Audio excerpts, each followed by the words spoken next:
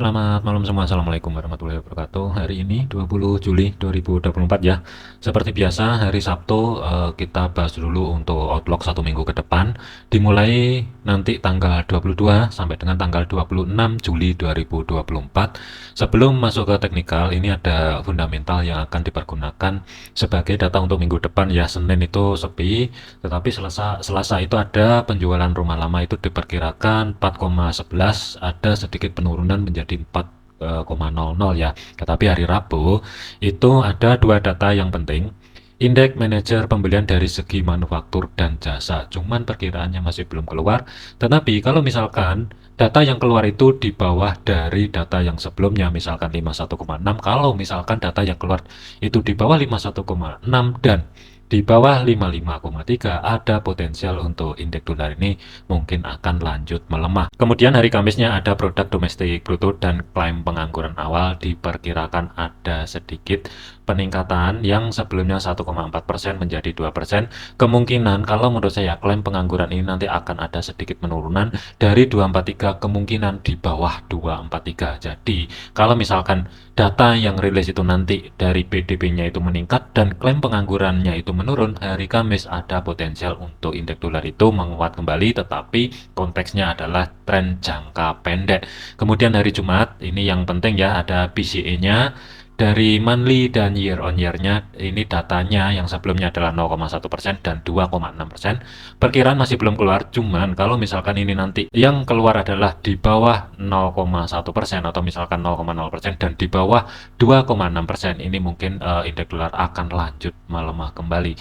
Kalau kesimpulannya dari segi fundamental, kemungkinan hari Senin, Selasa itu diperkirakan mungkin akan sedikit sideways, tetapi hari Rabunya ini mungkin akan ada sedikit pelemahan. Kamis, Jumat ini diperkirakan mungkin akan ada penguatan ya. Cuma nanti aktualnya seperti apa nanti kita padukan dengan teknikalnya. Kemudian untuk indeks dolar sendiri, SRP-nya ini sudah saya tarik. Untuk batasannya zona over resisten 3 dan 4 itu jatuhnya di 105,22 sampai dengan 105,44 atau zona yang saya blok biru ini. Kemudian zona over batas bawah itu 102,71 sampai dengan 102,93. Zona tengah sebagai pivotnya itu berada di kisaran level area 104,08 dengan batas konfirmasi atas itu ada di 104,18 dan batas konfirmasi bawah itu berada di 103,97 atau zona yang saya blok abu-abu ya. Pergerakan untuk minggu depan ini, indeks dolar itu harga ini nempel di level area resisten, tentunya sih di atas pivot. Masih ada potensi mungkin ini akan sedikit koreksi ke bawah melanjutkan ke atas kembali, tetapi syarat yang pertama adalah history high di minggu ini ya, yang diperuntukkan untuk minggu depan ini. History high minggu ini kan berada di kisaran level area 104,51. Kalau misalkan dijebol ada potensi ini mungkin akan lanjut dulu di 104,78 pembulatan ya, atau kuncinya nanti hari Senin sampai dengan Selasa itu adalah zona yang saya blok orange, kurang lebih di sini dulu.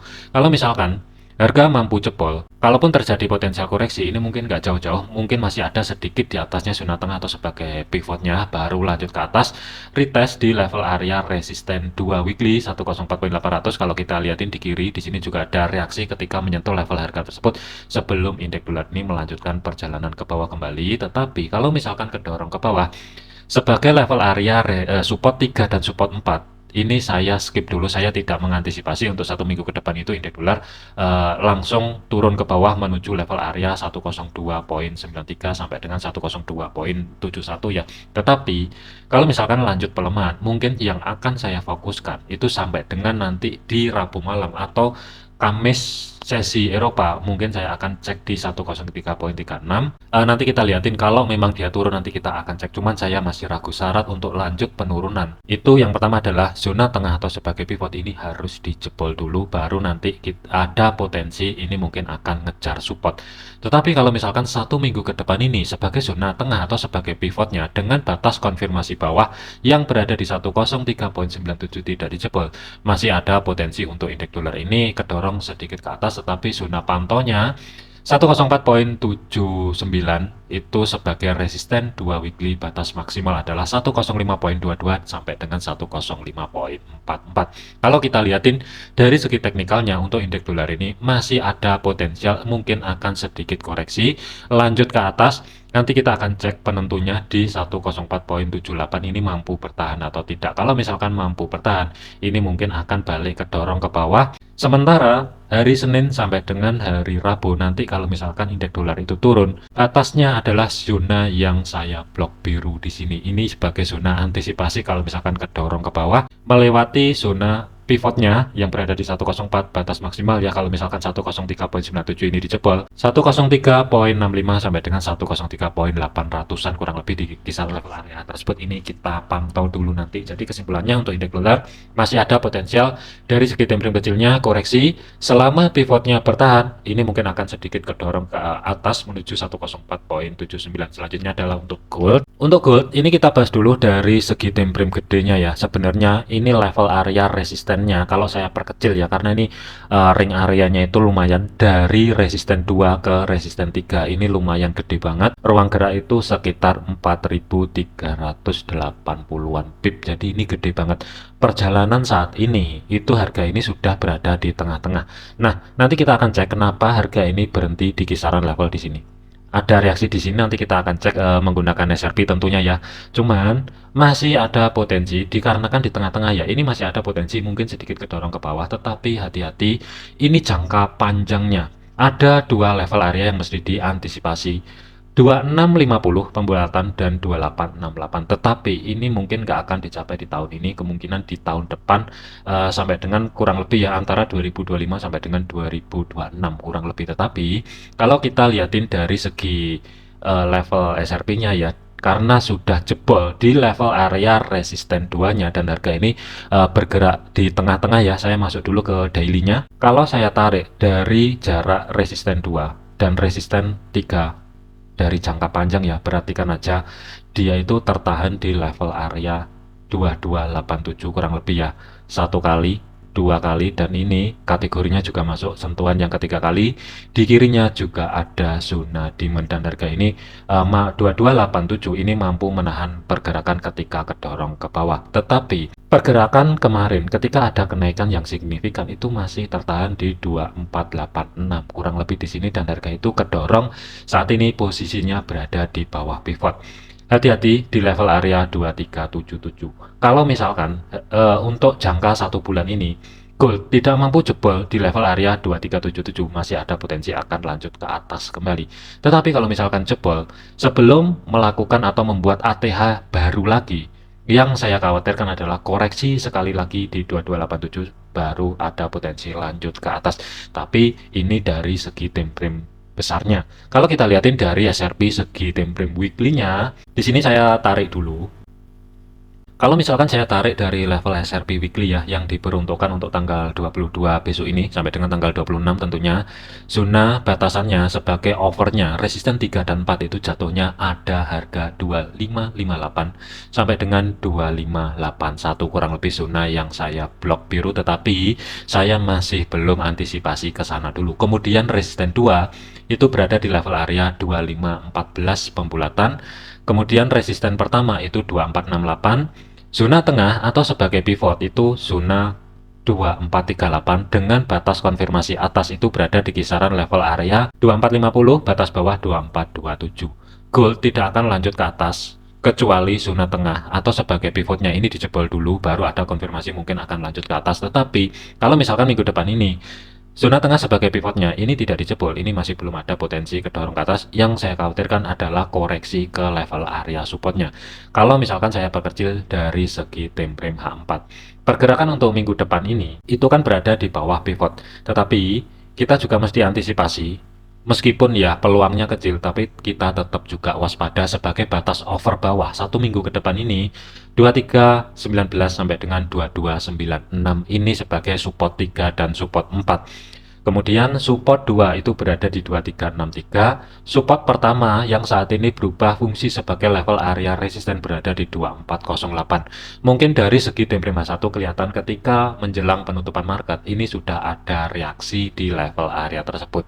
Jadi, kalaupun gold ini nanti terkoreksi ke atas, kunci untuk minggu ini selama dari segi time frame kecil ya, maksudnya koreksi ke atasnya itu selama level area 2450 tidak dijebol, ini mungkin belum ada pergerakan untuk lanjut ke atas kembali. Tetapi yang mesti diantisipasi dikarenakan candle weekly di sini kan juga ada pin bar ya. Ini lumayan banget tekanan daripada seller. Tapi sebenarnya ini mengidentifikasikan aksi profit taking, karena untuk ciri-ciri untuk gold ya, ketika membuat ATH baru nggak lama itu rata-rata pasti kebanting ke bawah, dan ini didominasi kalau menurut saya adalah aksi profit taking di market yang terjadi di minggu ini.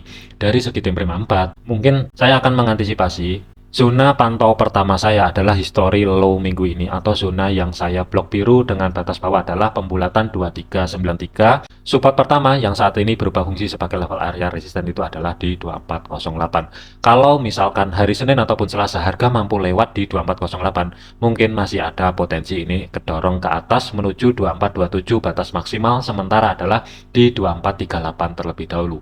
Tetapi kalau misalkan level area 2408 ini dengan batas toleransi atas adalah 2410. Kalau misalkan harga tidak mampu tutup di atas level area tersebut minimal dari segi time frame 4 dan harga balik ke bawah kembali dan membentuk low baru, hati-hati potensial dari segi time frame gedenya terkoreksi menuju 2363 sebelum lanjut uptrend kembali. Jadi untuk minggu depan ini saya lebih prefer mungkin saya akan netral dulu. Karena di level area support 2, di sini juga ada zona demand yang kelihatan jelas atau zona yang saya blok orange.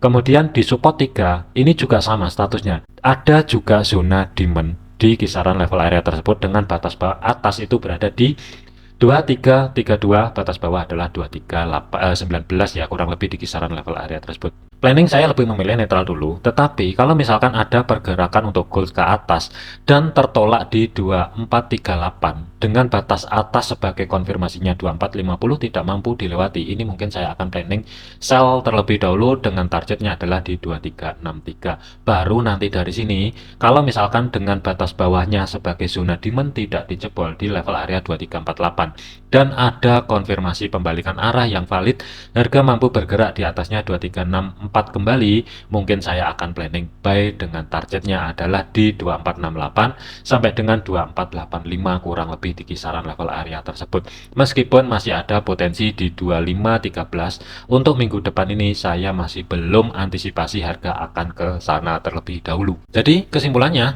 untuk gold minggu depan ini ya, dikarenakan harga bergerak di bawahnya pivot dan di bawahnya support pertama weekly saat ini berubah fungsi sebagai level area resisten, dua level area yang mungkin menjadi antisipasi untuk ancang-ancang sell dan buy. Sell jika harga ini nanti ya hari Senin kedorong ke atas, pantau di level area 2450 sampai dengan 2438. Kalau misalkan sebagai batas konfirmasi atas 2450 tidak mampu dijebol atau dari segi time frame minimal 4, harga body candlenya tidak mampu tutup di atas level area tersebut, tinggal tunggu konfirmasi pembalikan arah kembali, harga bergerak di bawah zona tengah atau sebagai pivot, mungkin referensi sell ini akan aktif. Tetapi dari segi targetnya 2393 ini sebagai TP1, TP2 itu berada di kisaran level area 2364 pembulatan. Tetapi kalau misalkan untuk gold ini lanjut kedorong ke bawah ya, hati-hati. Saya tidak menyarankan langsung entry sell selama harga ini belum mampu membentuk low baru. Kalau misalkan sudah mampu membentuk low baru, kalau misalkan ya ada sedikit koreksi dari segi time frame kecilnya, selama harga ini tidak mampu bergerak balik di atas 2408 dengan pembulatan 2410, tinggal tunggu konfirmasi pembalikan arah, harga keluar kembali di level area zona yang saya blok biru di sini, mungkin skenario sell ini, tetapi risikonya juga lumayan gede, akan aktif dengan targetnya nggak bisa jauh-jauh di kisaran level area batas maksimal adalah 2363. Kalau misalkan saya gambar sebagai planning untuk satu minggu depan ini ya, ingat ini planning untuk satu minggu ke depan, bukan untuk day trade ataupun scalping.